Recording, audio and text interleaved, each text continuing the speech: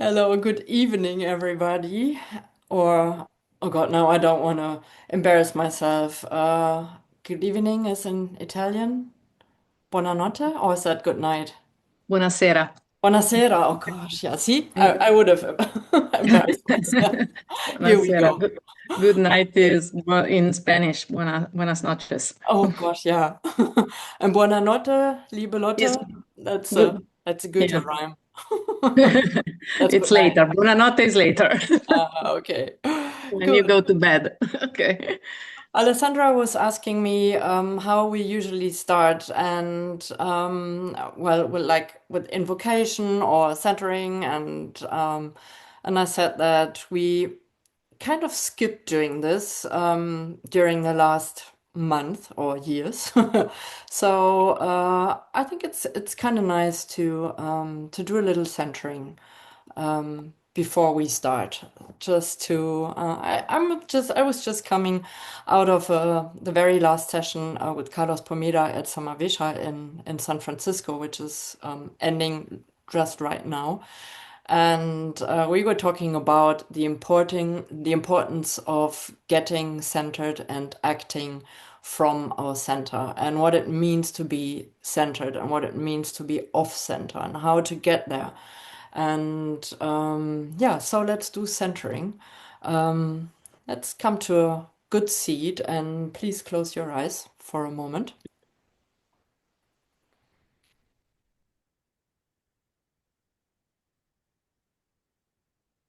So drop in into your own personal center space in your home, in your seat, in this very moment, and deepen your breath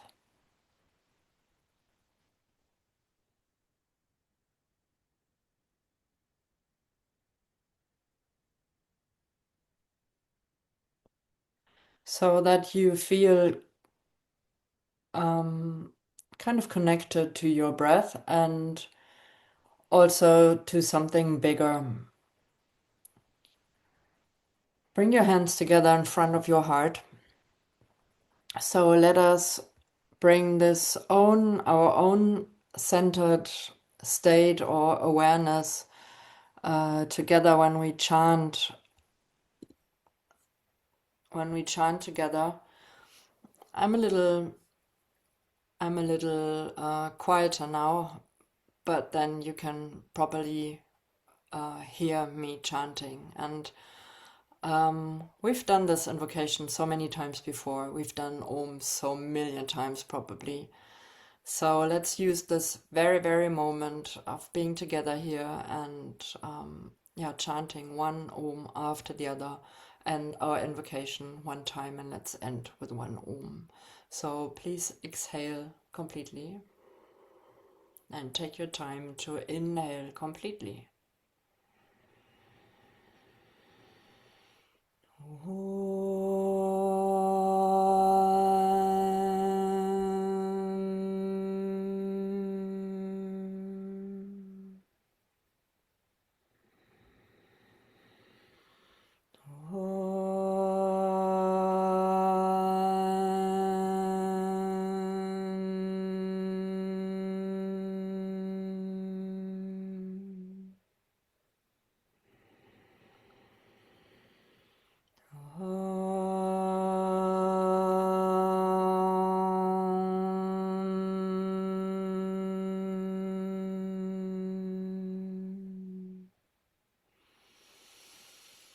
Om Namah Shivaya Gurave Satchitananda Murtaye Nishprapanchaya Shantaya Niralambaya Tejase.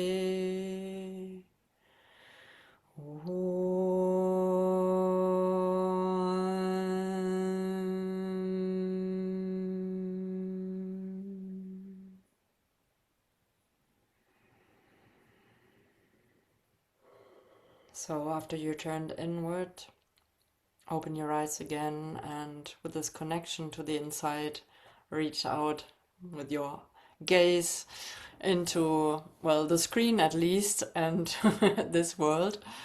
So let me change this back.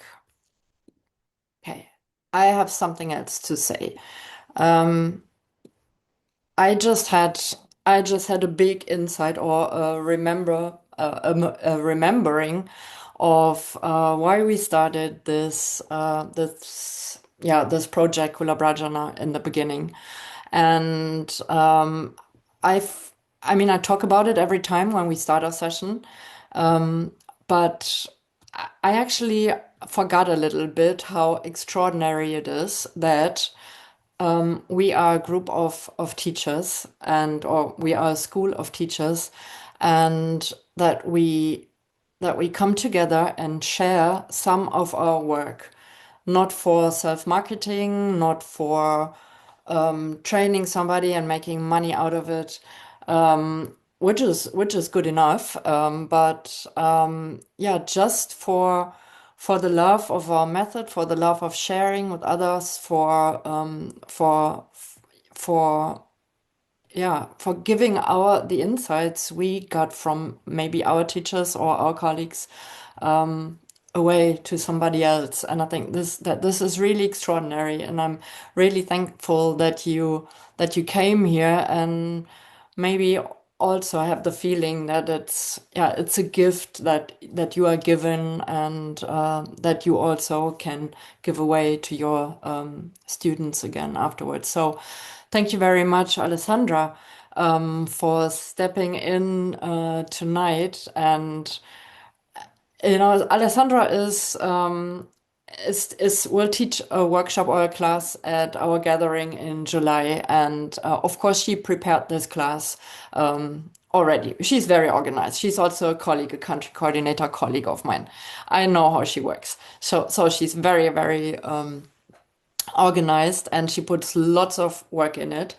And then she came here and said, well, let me share my work. And then she created a presentation for us, which is also like 35 slides long. I was really amazed when I got it. Too much. Yeah, yeah, yeah, yeah. No, no, and really beautiful slides. So yeah, so we're here to dig into Alessandra's mind and heart, how she developed the idea for her class. And please, please do ask questions, question what she's doing, make suggestions, ask her why she didn't do it this way or that way, ask whatever your heart desires.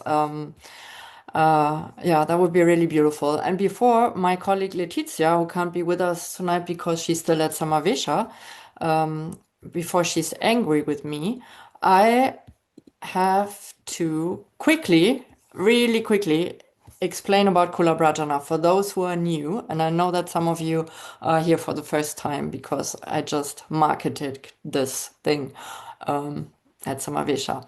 So Kula-Bhrājana, two meanings. One is, yeah, we're here to bring insights to you, and we're also here to set up a stage for those who are willing to share, who step into the spotlight. And as usual, my request, if you have anything to share, it doesn't have to be super extraordinary.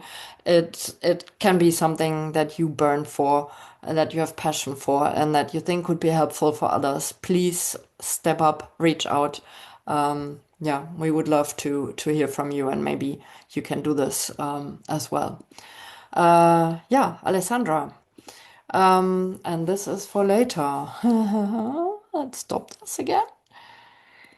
So I think I just give away the mic and the spotlight, at least here on Zoom. Let me get rid of my spotlight, and please fire away. I'm looking forward to it. Thank you. Thank you. Thank you so much, Julia, for your introduction. And for Julia is really an incredible person.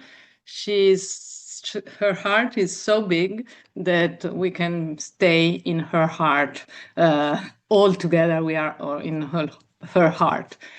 And thank you so much for inviting me to Kula-Bhrājana and also to Kula Hradayam. So tonight, I'm going. Don't be afraid. Because of the long slides, I will try to go fast, but I thought that to see something written would be easier for you to follow my mind, because it's not easy. It's easier to attend the class than to see the process on how the classes came out. So I'm going to share with you my presentation. So where is my presentation? Is there? Okay. So while you do this, Alessandra, just a little hint for you who do not speak English very well. You can turn on subtitles or captions. It's in the menu, and you can even make them bigger or smaller. And it's really so you can just read along. Zoom is really doing a great job with that. Just my suggestion. And regarding the question, I speak English, I speak Italian, of course. I speak French, so I can understand also in French. And as Spanish is close to Italian, if you speak slowly, I can understand also Spanish. Of course, I will answer in English so that everybody can understand the question. And so, first of all, welcome everybody. Willkommen. Herzlich willkommen, bienvenuti a tutti, bienvenue, bienvenidos. This is all my languages, and that's the end. So the intention of this session, as Julia said, is to follow the process, walk along the path that I walked to create the class for the event that will be in July. And actually, this class was prepared for another event also before that. So the title of this class, no, I just forgot. I wanted to say, just go back, sorry, that this is, to give just this, what I'm going to share with you are not rules, are just suggestion, because each one of us has his own mind, has his own way to work. But I think that seeing the question that somebody else asked can give some hints to you. So the session I will teach in Kula Hradayam in July is, the title of this session is Shiva's Eyes. And the description is what you read here. So why does Shiva have three eyes? Because two of them serve to illuminate the outer world, and the third one, the inner world. This is the gaze that brings light inside beyond the physical appearance. His three eyes remind us that not only do we live in a physical world with a body made of skin, muscles, and bones, but that there is also the space of the essence at the center of us. The invitation of Shiva, the Lord of Yoga, is to develop through practice an awareness that goes beyond physical postures. By looking inside, we will be able to open our hearts to the higher dimension of life, so that we can perceive the unity that underlies the multifaceted variety of the universe. And from there, we can live in every moment of our life in the experience of the heart. That's what I wrote at the end of the process. So this is where we want to arrive. This is what happened. Okay. Okay, why does it? Okay, next one. Okay, so this session is to share with you how I went from an idea to a class. So from Icha to Kriya using Jnana. Icha, we know it's our intention, what we want to create. And Kriya is the creation of it, and we know that we use Jnana. So you know, if you took a teacher training, you have learned how to create a class plan. And there are many, many starting points. You can start from a philosophical theme. You can start from an apex pose, a class of posture, something that is happening around you. So everything is good. But to me, the most important thing to remember is your intention for the class, which is Icha. So here are some questions you can ask. You can keep asking yourself for the intention of your class. What do I want to share with my students? So what's the idea that I want to share? What is something that I experienced or learned from yoga? This is really important. The reflection, what you received from yoga. What do I believe would help my students have a yoga experience? What is the message I want my students to receive? Icha is knowing, oh, sorry, I'm trying to move Icha is knowing where we want to bring our students. So there are other questions. What do I want to teach? What did I receive from yoga? What has been the main experience I had in yoga? So this regards myself. So this is what did yoga transmit to me? Did it change me? And how did it change me? And these are all ongoing questions. I'm fond of keep journaling. I have many small journal that I put a number on it, and I have like 10 where I write my reflections on yoga and the experience I have during practicing. I had my intention for Kula Hradayam came from Julia. Julia was very clear. She told me, I want people to have an experience of a pure Anusara class. So what does it mean for the class planning? It means that you need a theme with a philosophical vision, and this theme needs to be applied also to daily life. There should be the universal principle of alignment, and there should be an Anusara sequence based on the theme and the UPAs. So you know this. This is review. Okay. So let's go to the next.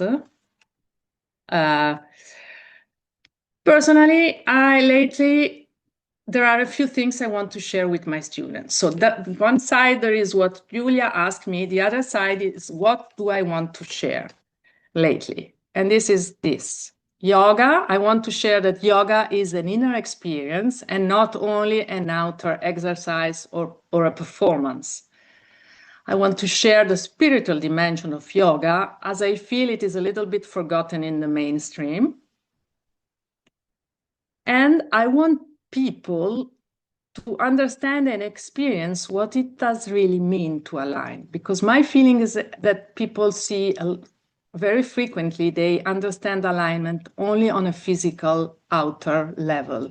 So how to put clearly your body. But alignment is not only the positioning of the body. There is an energetic alignment. So I want to clarify this when I teach Anusara Yoga. So I read a sentence in a book. And it is important because this was my starting point. This comes from a book from Richard Rosen, Yoga by the Numbers, and it is the page 46. Hindu deities often have more than the normal allotment of organs, limbs, or heads. A clear sign there is something special or at least different about them. Most people see the world well enough with 2 eyes, so a third eye might seem superfluous. But Shiva's third eye is mostly turned inward, away from the outer world. So this was my starting point. I read this sentence, I did, okay, that's interesting. I like this. Why did I like this sentence? Because most people know about Shiva's third eye, but they don't ask themselves what it does mean. Because this sentence is talking about inner and outer world.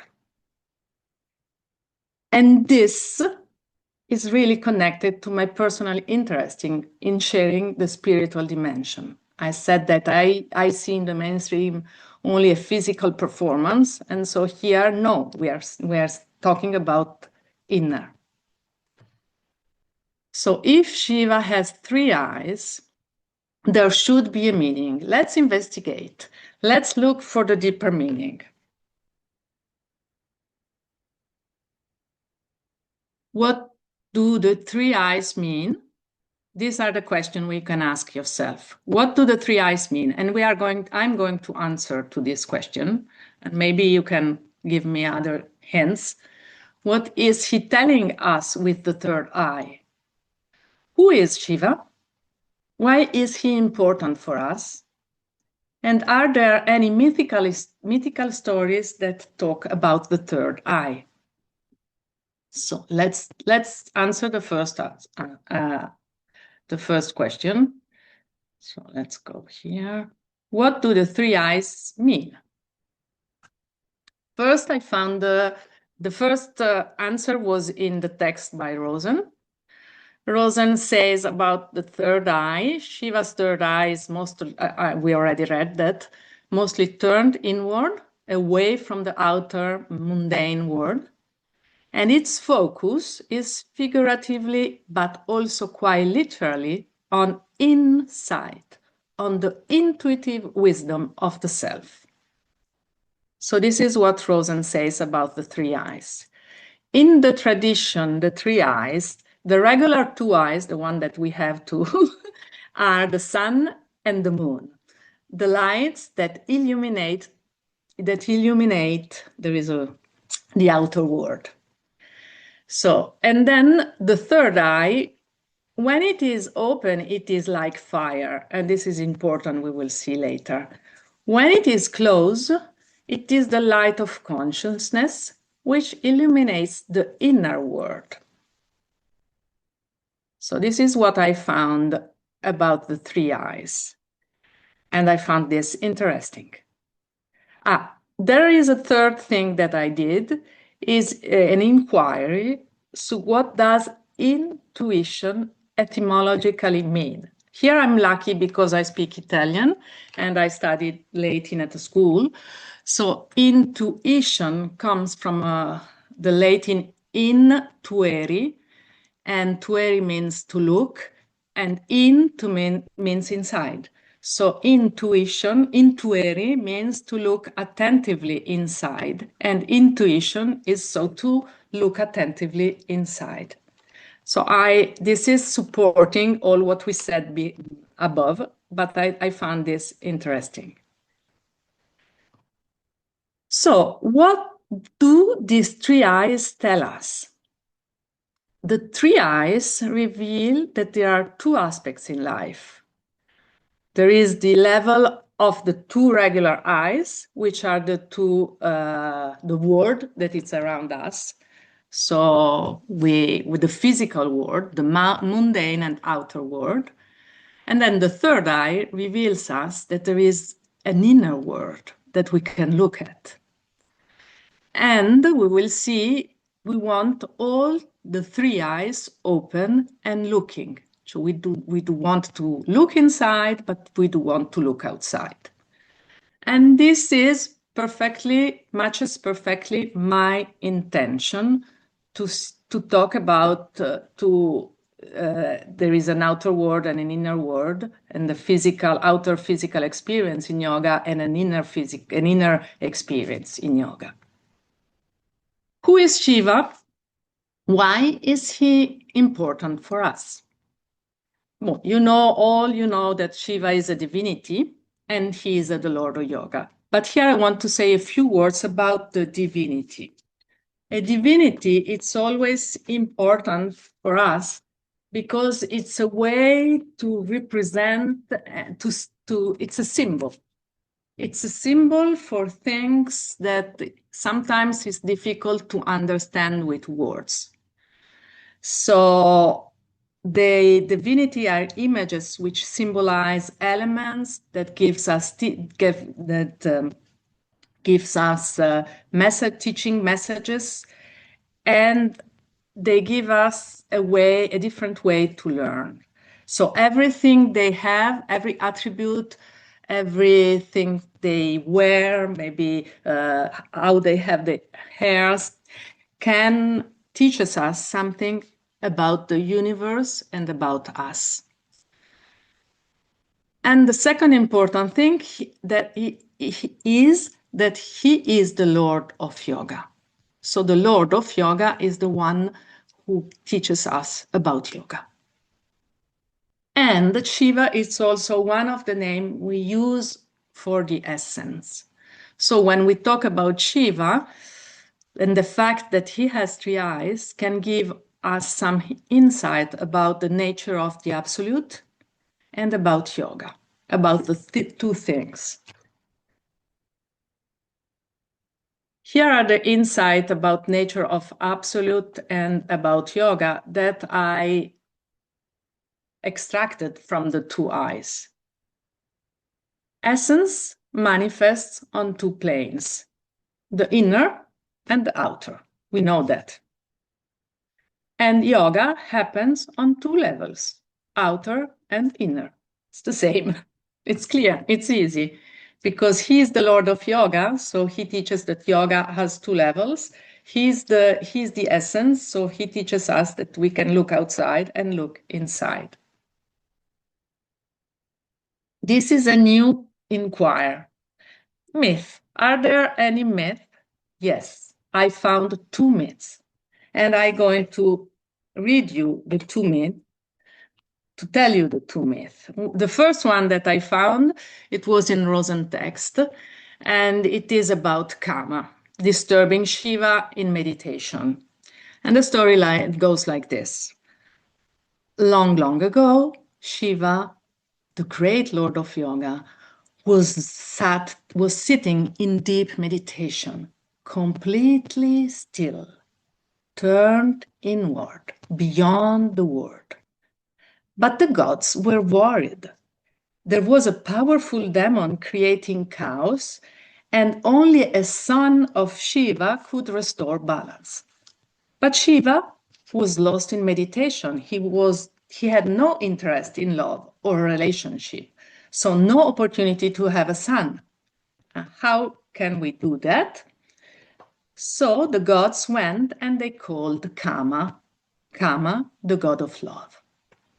And Kama arrived close to Shiva, quietly, carried by the soft energy of spring, flowers blooming, gentle wind, sweet fragrance in the air.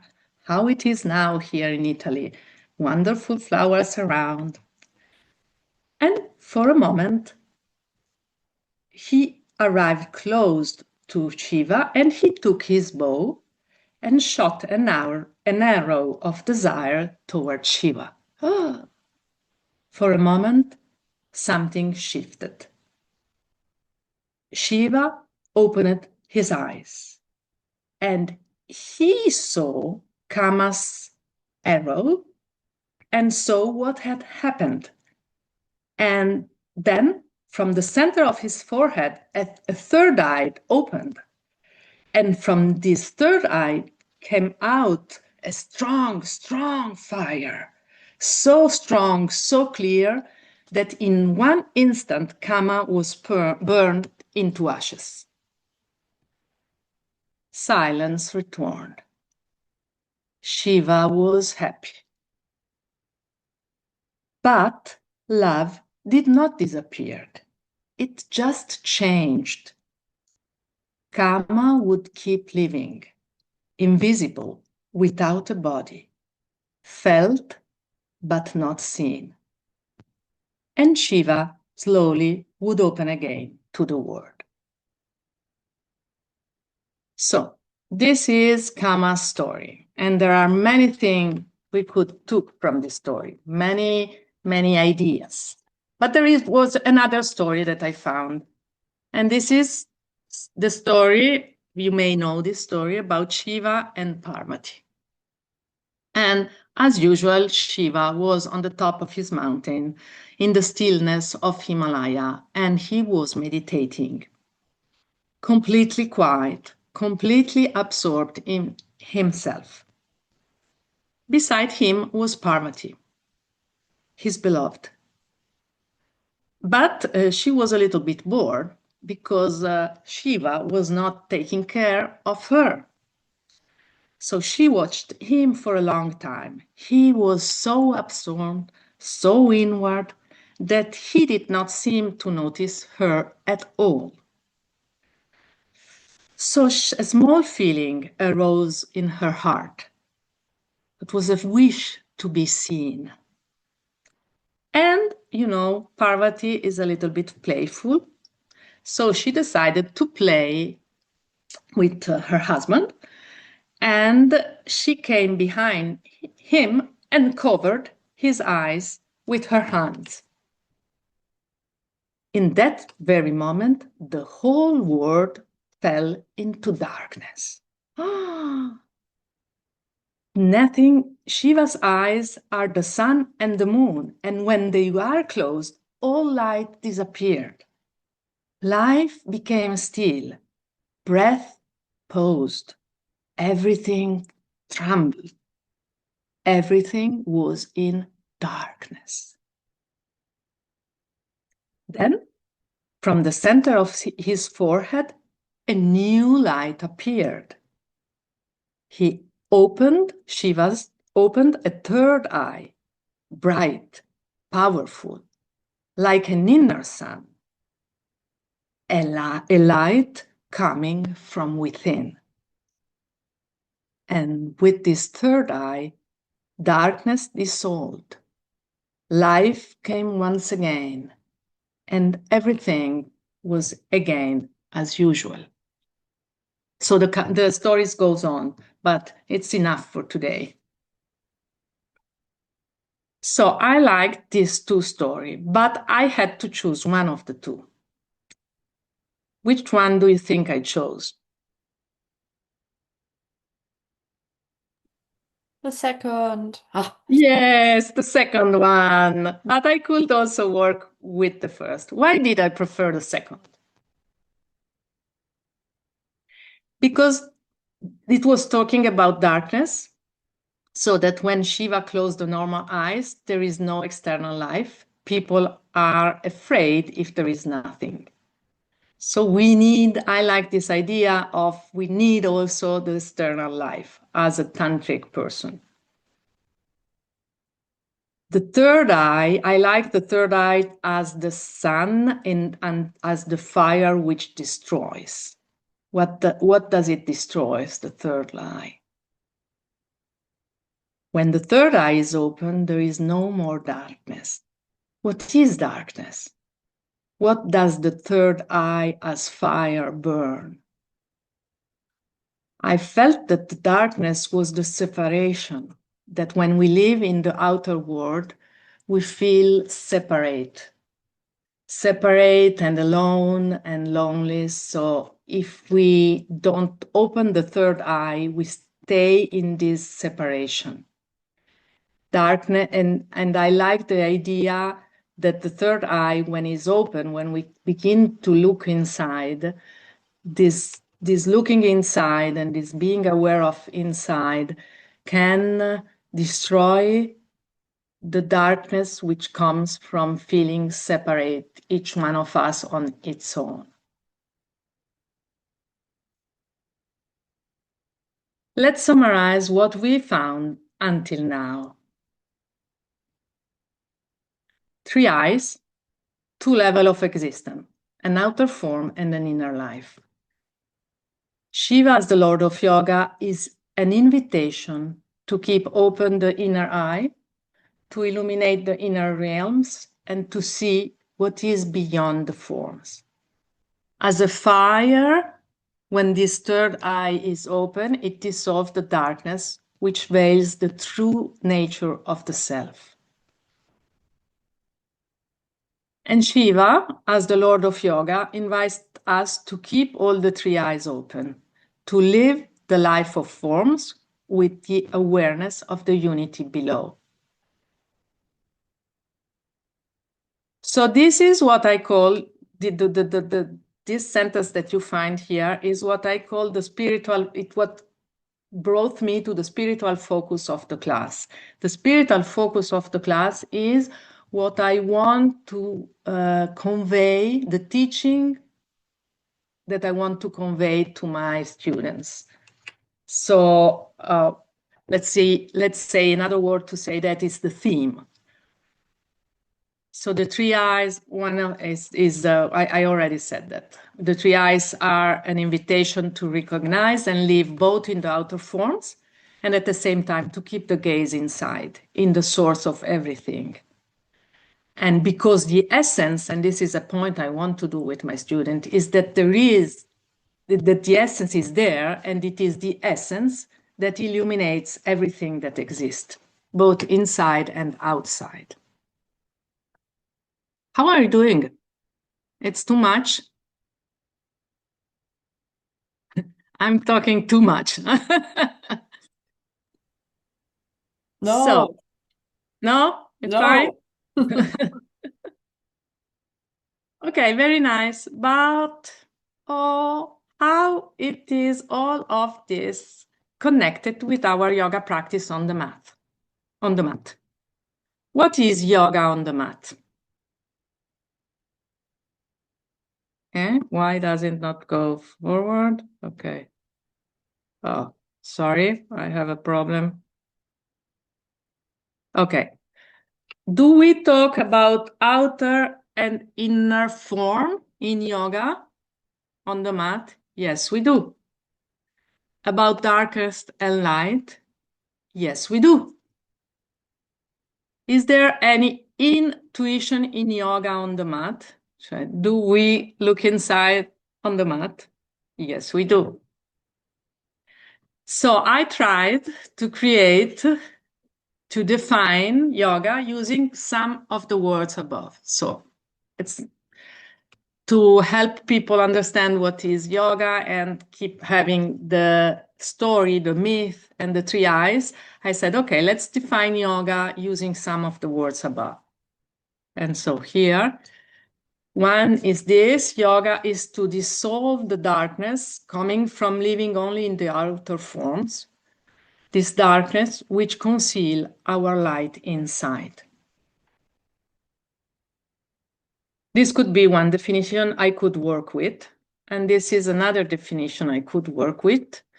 The invitation of yoga in Tantra is to live in the outer world, keeping the awareness on the inner world of the source of unity. So keeping an awareness. So I liked better this second definition for my purposes. Which one of the two definitions do you think could be more aligned with my intention? I'm sorry, I gave you already the answer, but I liked before. I love the idea of the outer form and the inner form, because this is really applicable also to the physical practice, because we work with those two levels on the physical practice. So I chose the second sentence, second definition, let's say, which was the invitation of yoga in Tantra is to live in the outer world, keeping the awareness on the inner world of the source of unity.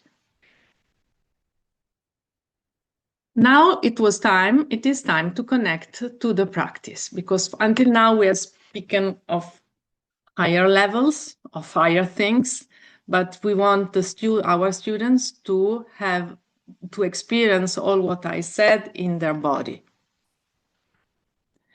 So main question is, how can we connect all we said above to what we did on our mats and in our lives? In our lives will come later. So how can I do that? Are there any word about Shiva's eyes that remind you about something we do also on the mat? Yes, of course. For me, it was outer form and inner form, as I already said. And Anusara Yoga invitation is to take care of both, not only of one of the two. So this is really important too. Shiva, as the Lord of Yoga, is inviting us to open the third eye so that we can also see the inner form. What is the inner form on the mat? Of course, the inner form is the breath, but not only.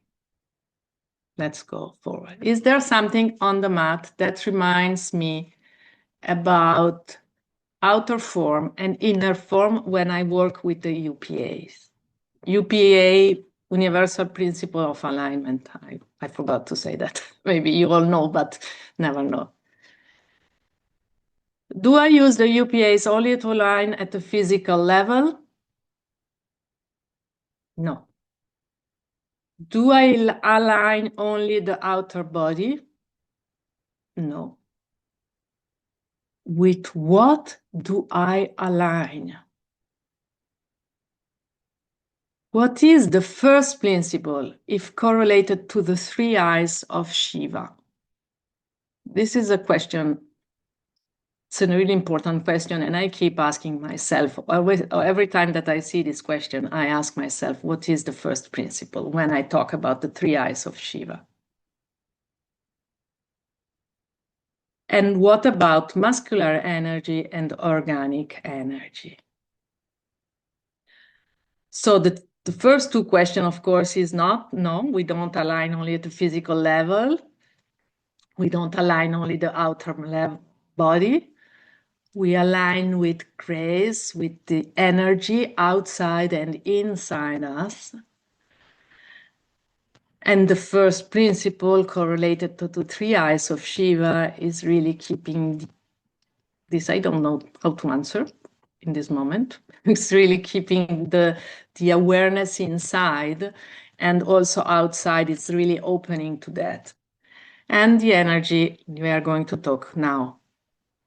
Now I go back to my Icha. One of my intentions for teaching this class, it was conveying what alignment means in Anusara Yoga. And there are two levels of alignment. The first level is the outer form. So we set the foundation, we create the outer form of the pose, we then create a better alignment of the bones together, of everything, so that the energy inside can flow. So the UPAs create the outer form where the energy can flow freely, but then we use action to align with the flow, to dance with the flow. And those are the two pulsations. It is the pulsation. These are the two energies. So here will be the main point of my practice.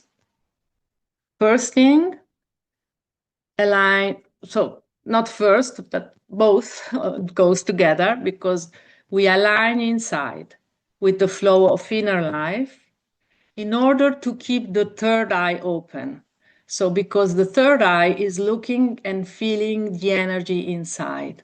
So we need to align with the flow of inner life to keep this eye open, the one that looks inside and see the highest reality. But to do that, we also need an outer body well aligned so that this flow of life can move freely inside. So you see there are two aspects. What are the main principles that allow us to feel the energetic pulse? Muscular energy and organic energy. And in the specific, the third aspect of them, the drawing in and expanding out, is what reminds us of it's what allows us to feel really the pulsation of the Shakti. This going to the center and expanding out. And this pulsation of the Shakti is Shiva Shakti together. This will be what I call my technical focus. Do you remember I talk about spiritual focus? And the spiritual focus is the spiritual purpose of the practice. And the technical focus is what I will use to apply the spiritual focus to the body. Are there, and here I go back to the sequence, are there any pose that can teach me to keep the two flows well balanced? I have two ideas as poses, which allows us to, which need from us that we stay really connected and expand out at the same time. One is Hanumanasana, and the second one is figurehead of the sheep. I don't know if you know, this is a variation of the pigeon pose, which looks a little bit like the figurehead of the fish, of the sheep, is what you see here in the slides. So it is, you have the first leg in pigeon pose, the back leg, it's brought up as in Ekapada Rajakapotasana, and then with the two hands you take the back leg, the back foot, and the back foot press back so that it opens a lot the front of your body. I don't know if you ever did this pose.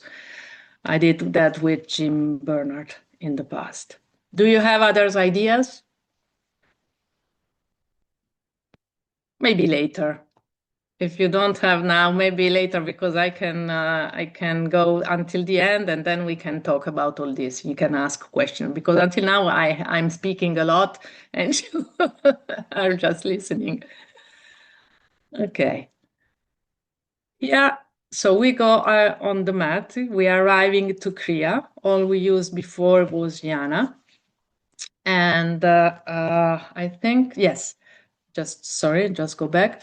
I'm not going to share my sequence here. You have to come to the class to know exactly. No, I'm happy to share also here, but it would be long. I can give you some ideas. I'm going to share you some of the things that I will do during the sequence. So first thing, I will begin the practice by slowly moving with the breath. So, and I will invite people to see that as the way to stay connected with the inner vision. So the breath, the way to keep the inner eye open. And this is also the first principle: open to grace, open to listen inside, to listen to something bigger inside you and around you. Then, after a few minutes about that, just moving slowly, I will work probably in Surya Namaskar with foundation and outer form. And when I talk about foundation and outer form, I will say that this is the outer gaze, to be aware of the body, to be aware of the physical aspects. After a few sun salutation, I will stop to introduce the muscular energy at the organic energy, what I told before that, to see exactly the drawing in and expanding out, in a way as feeling the outer body and expanding the inner body. I want really to connect clearly the two energies with the breath. I will connect the inhale to the muscular energy as the movement from outside to the inside, and to the exhale to the organic energy, to the expansions of the organic energy.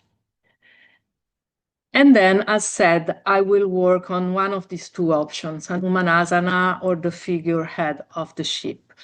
And of course, my sequence, I just have to choose one of the two, and the sequence will be a little bit different, because if I need to work on Hanumanasana, I will need to open a lot the pelvis and the back of the legs.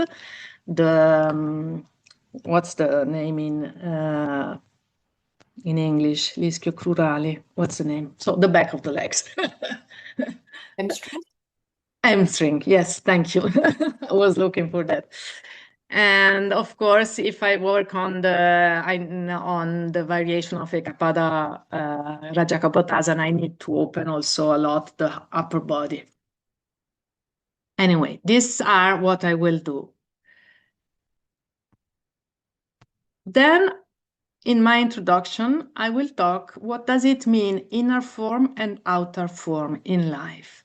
And some of the questions to investigate that for myself and for people is how does it affect my life if I think only about if I think about inner space and outer form. So if I keep the two things together.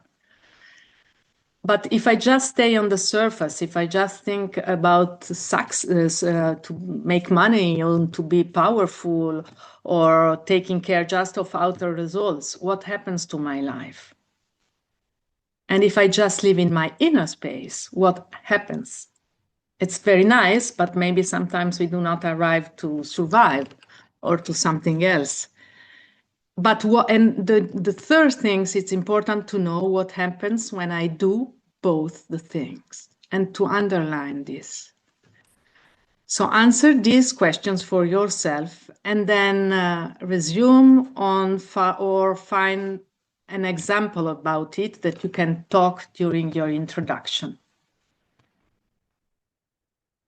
So here are the steps I'm going to touch in my introduction in this order.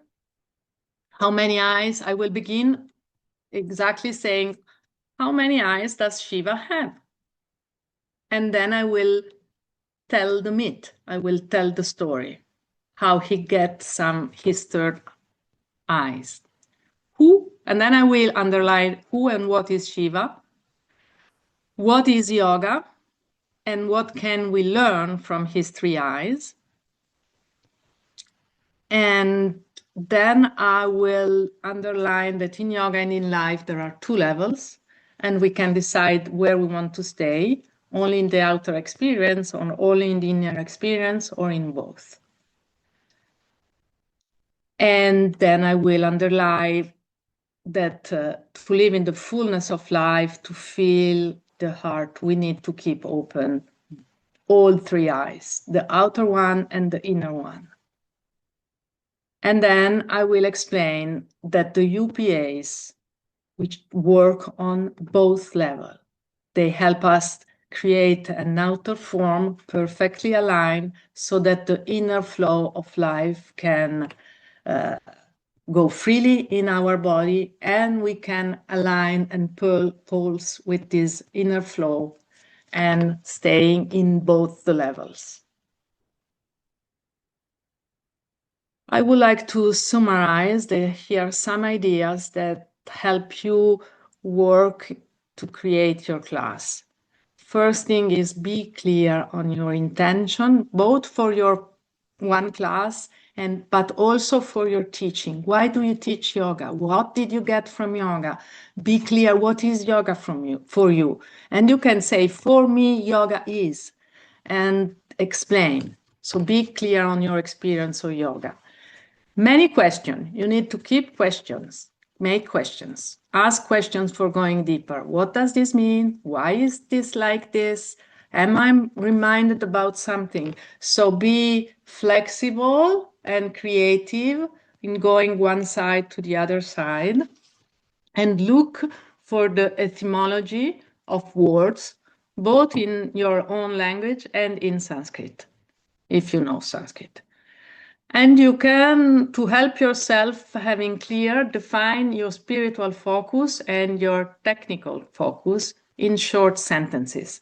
This will help you during the teaching of the class to have them clear.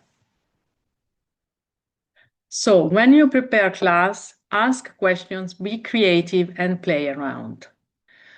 You will find what is right for you now in this moment. But the thing I will like to suggest you is, above all, as my teacher Jayendra Hanley always says, have fun. Have fun both in creating your class and in teaching it. And there is not only a right way, only one way to do things. There are many ways. I would like to thank you all for being arrived until the end of the slides. I would like to thank Kappa Bio team, Julia, and the team which will be is organizing everything for us for the Kula Hradayam from July 24, 26. And especially I would like to thank all my teachers who gave me so much in the past and for all that they gave to me, and especially also be thankful to the yoga sages and masters in the past who brought us all the teachings about yoga and about life. And all this teaching can change our life. So thank you so much. Namaste.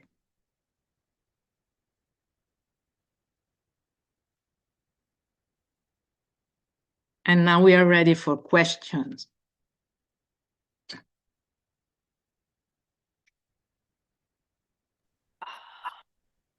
Thank you so much, Alessandra. That was lovely. I was totally absorbed and making I a hope it lot. was not too much, because it has been really difficult for me also uh, to destroy something that I had already built and to go once again to follow all the Rebuild it. steps. Yes, to rebuild it. Yeah. And I hope it was clear enough. I thought that without the PowerPoint, it would be impossible. Yeah, it was really, really helpful and gave lots of insights to me about, or new ideas on how to look at things.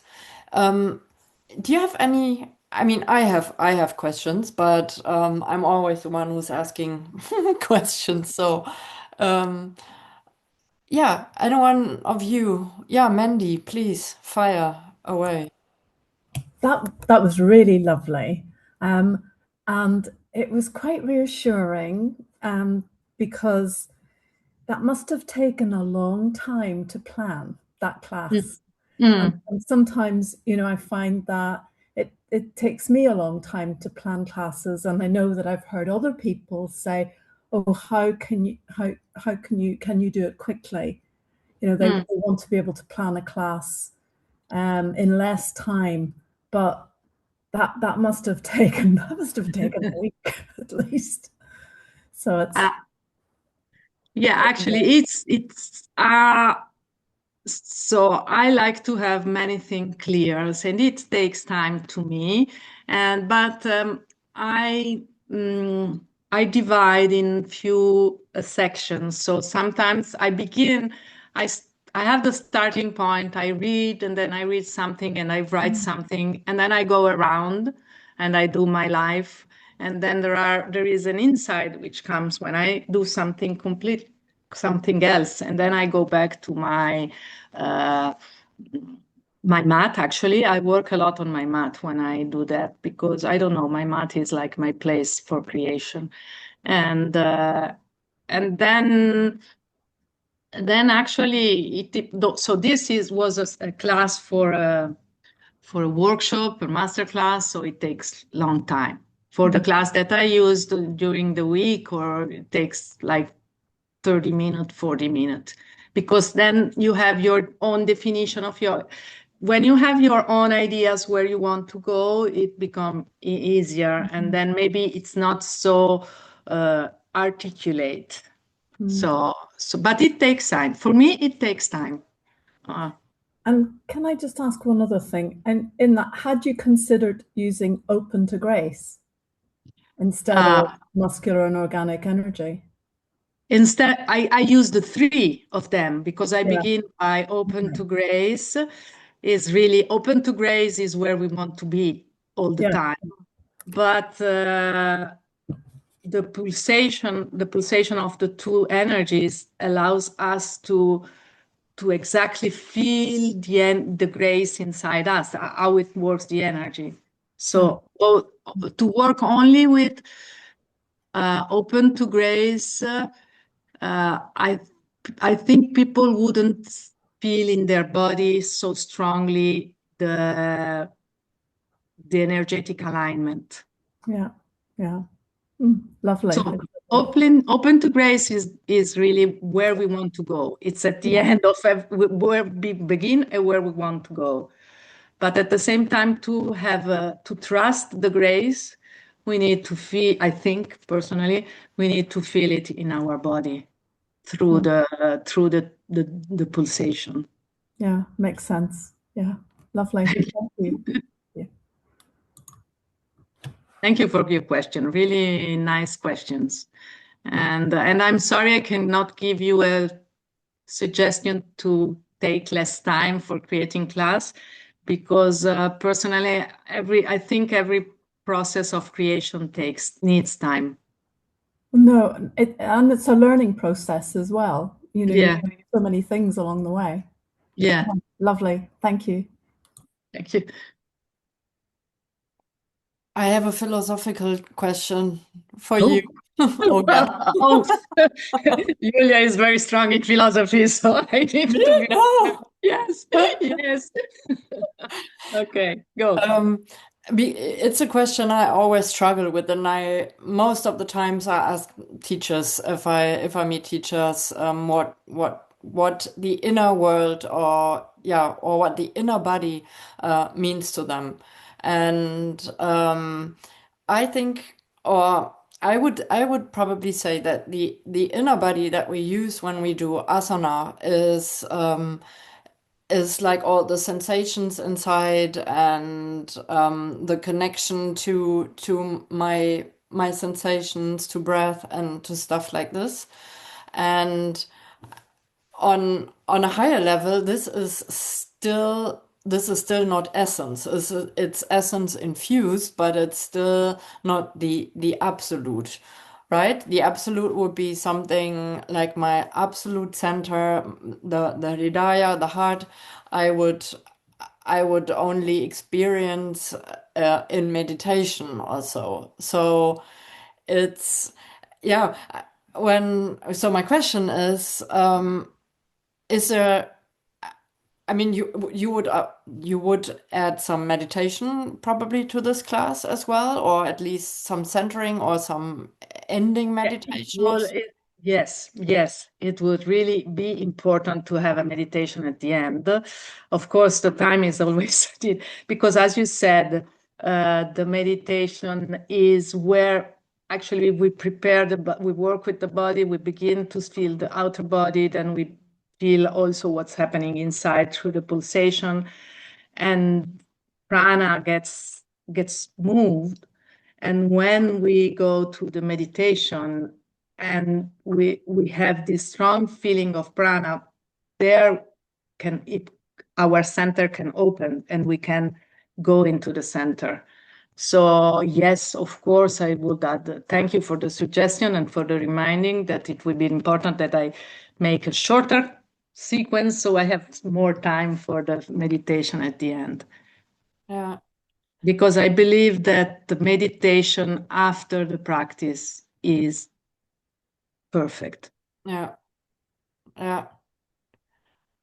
Yeah, I mean awareness as the Shiva aspect, the absolute is we're still using the body. I mean, we're using sensations, we're using Shakti, we're using the principles. This is still not all the way to the core, right? Yes, right, right. And of course, actually, to going back to meditation, you can really tie it to the theme, because you can say really now, after having opened all the eyes, we can close the outer eyes, we can open the inner light of consciousness and stay in the consciousness and stay there, just stay there and see what happens, because it's opening to race there too. Yeah, It's really. thank you. It fits so well into also this Bhrājana thing, like the two ways of the light going this way and that way, in and out. It's just Yeah. it's one truth, you know? Just different aspects. Like Mandy said, you can take this idea you develop and build hundreds of classes from that. Yes. You know, it's Yes. always the same, always. I mean, it's truth, you know?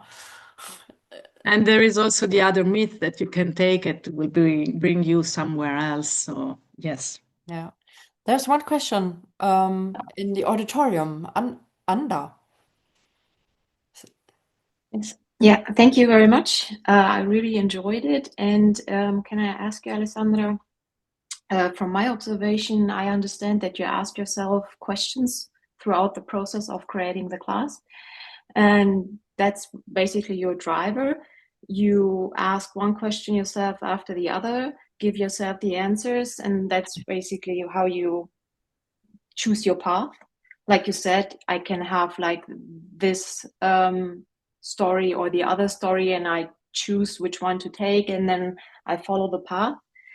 And is it then correct that maybe at the end of the process, when you have your class more or less finalized, you have your questions answered for yourself as well, so far that you're satisfied with the answers?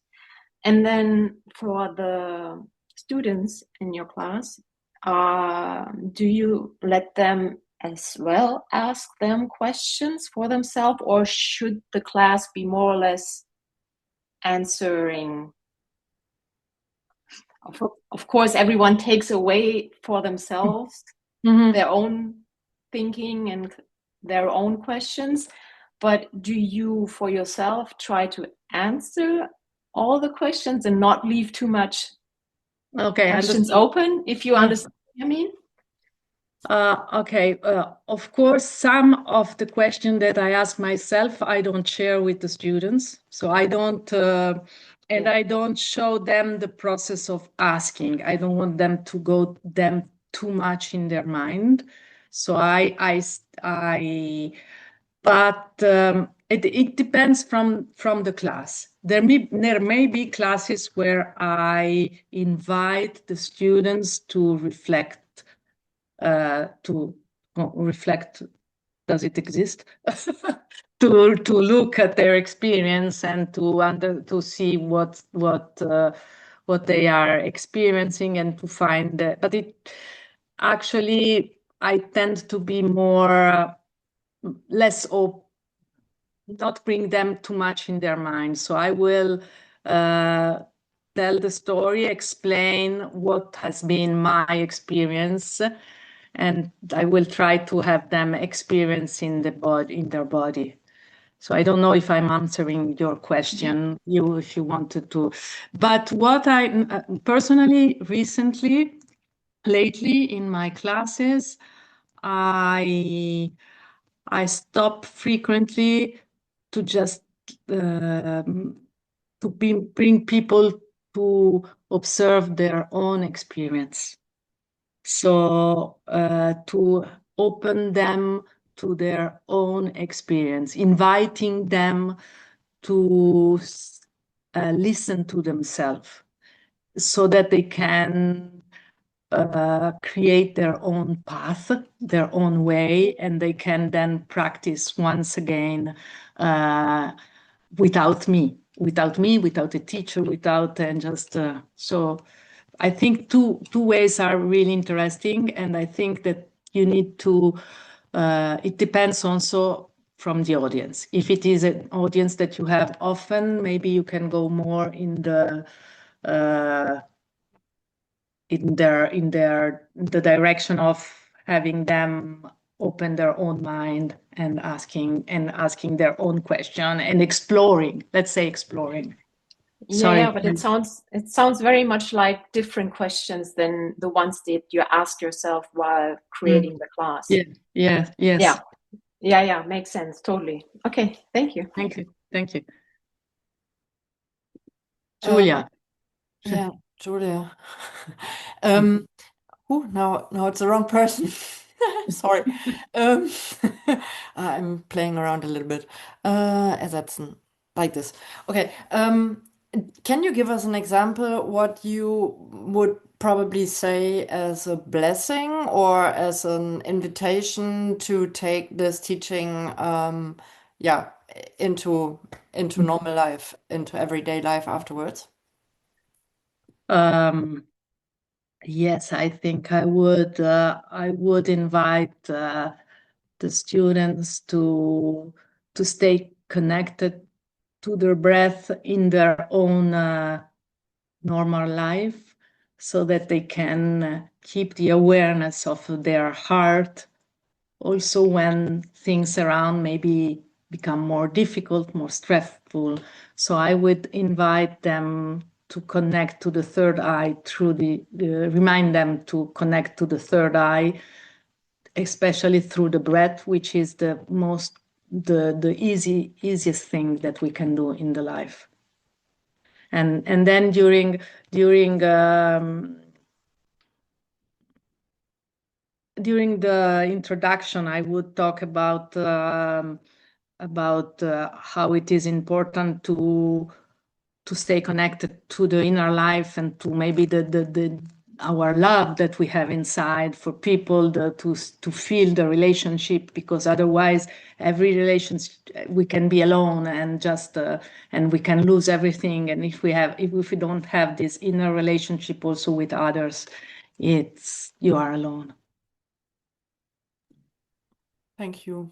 That's a good hint. Thank you.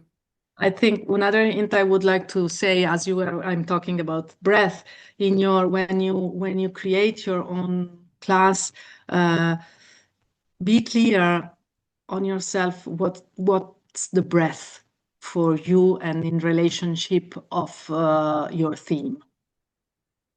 So as I said, in this, the breath will be the way to be connected to the third eye. So when I prepare a class, I always ask myself, what will I connect to, of my theme to the breath? What will be the connection between the theme and the breath? So that this is a way to start from the beginning with the breath, bringing the theme together and being also in the body, because the breath is also in the body. Mm. Do you I have don't one little sentence or so that you would also like to share what you would say during, let's say, cat cow or so? Just very simple warm up. But I would begin in this specific class. I would beginning standing with your hands behind you, and then begin the pulse of the breath. Inhale, and there is one. Inhale and open your hands. Exhale and let the fingers come back. Inhale, just standing like this. Sorry, and you have your hands in, I don't have right to show, but you have your hands here. And let's inhale, exhale. Inhale, exhale. And then from here, one half, let's a little bit bigger. And just this, I would begin in this way. So they start feeling the flow and move guided by the breath. And the breath would be the third eye. So to stay connected is because one thing that I didn't say you is there is one name of Shiva is Trinetra, and Trinetra means that it's guiding with the third eye. Trinetra means to guide. So Trinetra is also to guide. The breath is what guides us, and the breath is Shiva, and there is a lot. You can get lost. I can get lost. Yeah, but that's a great way to connect it to the theme again, not just breath itself and doing some movement. Yeah. Like, yeah. And Yeah. it's a very easy movement. And then and then you can expand and begin to expand and then moving and all one stuff. And then you can go to cat cow and do whatever you want. And then to Ekapada. Yes, immediately after. And then like body and eyes are open. And then 30 minutes meditation. So, Yeah, perfect class. So I'm so sorry. I'm like hyped from this whole weekend and summer Visha and now this, and I could talk on forever. But yeah, we're already a quarter of an hour over, which is a pity. Thank you very much for coming and yeah, showing up and getting something out of it. Please stay connected. You can reach out to us. You can reach out yes, to Alessandra, to me, to anybody. Please don't hesitate to reach out to more experienced teachers than you are. It's and ask questions about topics about yeah, like how can I do this? How can I do that? How do you do this? How did you learn this? We're really here to help. That's part of our method, and we love to get asked. And if you don't know how to pay us back, by showing up, and there's another great chance. So, by the way, did you buy your ticket for Kula Hradayam? The ticket is almost just cost covering, and you get great value for it.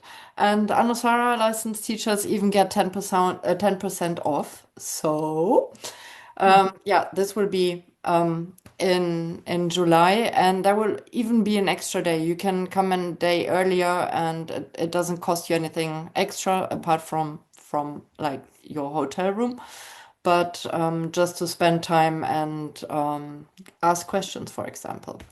And Leah will be our next presenter next month, and she will be moderating and leading the kirtan jam at our gathering, and at next month she will talk about some vibration and creating vibration through voice because she's a jazz singer. So great one as well. Yeah, and then the last one, same month before our gathering, is Letizia and me together, and yeah, we're going to practice something about how to not teach from what you prepared and your sequence, but looking at people and then adapting your plan, bringing in new exercises and stuff like that. So teaching what you observe. Yeah, special offer. I just told you if you use this code, this is the marketing part of it. I hate it, but it's necessary because we still have some tickets to give away. So if you bring students or anybody who's not licensed, and if you use the code KBEO, they will get the same price. Great, right? Yeah. And if you also want to give back something to the school, this is a PayPal link. Oops. If you want to use it with your mobile also for it's an old link. It goes to my PayPal, but I will pass it on as a donation to the school. Okay, thank you very much. Wait. Everybody who contributed to this evening. Hope to see you next month. I'm so much looking forward to getting next on my mat to you, Alessandra. We had a wonderful time in Barcelona last time. So I'm really looking forward to meeting all of you. I've seen some people from this group who will also be there in Nettetal, in the very west of Germany, in 3 months. So yeah, thank you and hope to see you next month or maybe in July. So have a great night. Thank you very much. I said it and I say it again. Thank you and thank you. goodbye. Thank you so Bye. much. And really, if you have questions, send it to me, to Julia, also over what I said. So looking forward to see you all. Yeah. Thank you. Thank Grazie, you, grazie a Alessandra. tutti, bellissimi. Grazie di stare con voi, bello. Ciao, ciao. Ciao Paolo, ciao a tutti.